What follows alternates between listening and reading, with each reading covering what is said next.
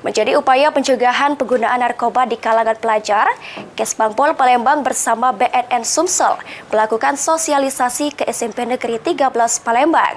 Selain sosialisasi bahaya penggunaan narkoba, dilakukan juga sosialisasi mengenai bullying bersama Densus 88 Mabes Polri.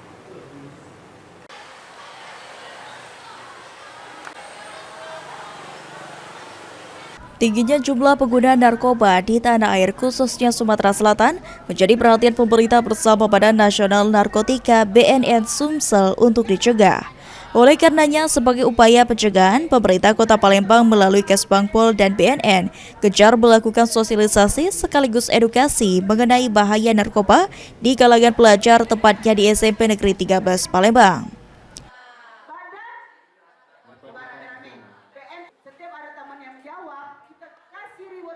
Dalam sosialisasi ini, pelajar diberitahukan mengenai bahaya menggunakan narkoba karena dapat merusak masa depan.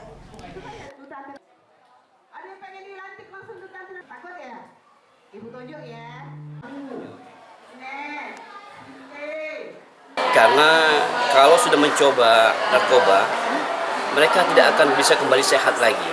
Hanya bisa rehab, hanya untuk membantu, bukan untuk sehat, tapi hanya untuk membantu mereka saja. Karena itu jangan coba-coba menggunakan narkoba, karena narkoba sangat berbahaya bagi anak-anak kita, terus siswa-siswi SMP ini adalah merupakan awalnya.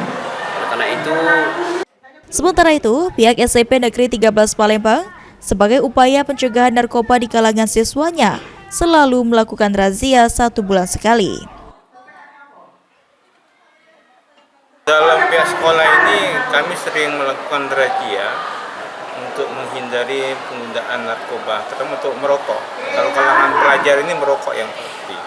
Kami sering berkala, sebulan sekali kami sering razia. Jadi anak-anak yang kedapatan merokok kita bina melalui BK, kita panggil orang tuanya, kita berikan peringatan.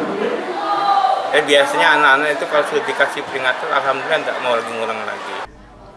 Selain mensosialisasikan dan edukasi tentang bahaya narkoba, Kesbangpol bersama Densus 88 Mabes Pol mensosialisasikan tentang bullying di kalangan pelajar yang juga membahayakan. Tim Liputan, POL TV.